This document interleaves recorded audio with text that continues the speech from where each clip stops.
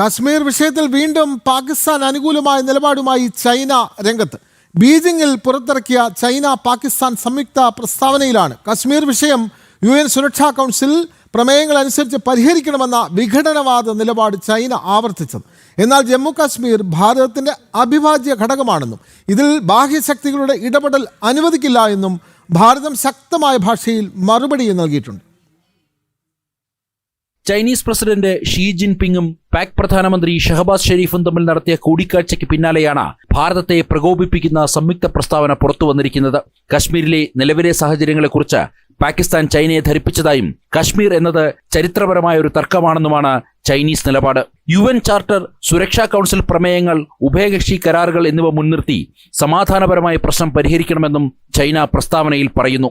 കശ്മീർ വിഷയത്തിൽ പാകിസ്ഥാന്റെ നിലപാടിന് ചൈന നൽകുന്ന തന്ത്രപരമായ പിന്തുണയാണ് ഈ പ്രസ്താവനയിലൂടെ വീണ്ടും വ്യക്തമാകുന്നത്. എന്നാൽ ചൈനയുടെയും പാകിസ്ഥാന്റെയും ഈ സംയുക്ത നീക്കത്തെ ഭാരതം പൂർണ്ണമായും തള്ളി. ജമ്മു കശ്മീരുമായി ബന്ധപ്പെട്ട് ഭരണപരവുമായ തീരുമാനങ്ങൾ ഭാരതത്തിന്റെ ആഭ്യന്തര കാര്യങ്ങൾ മാത്രമാണെന്ന് വിദേശകാര്യ മന്ത്രാലയം ആവർത്തിച്ച് വ്യക്തമാക്കി. കശ്മീർ വിഷയത്തിൽ മൂന്നാമതൊരു രാജ്യത്തിന്റെ ഇടപെടൽ ആവശ്യമില്ലെന്നാണ് ഡൽഹിയുടെ കടുത്ത നിലപാട്.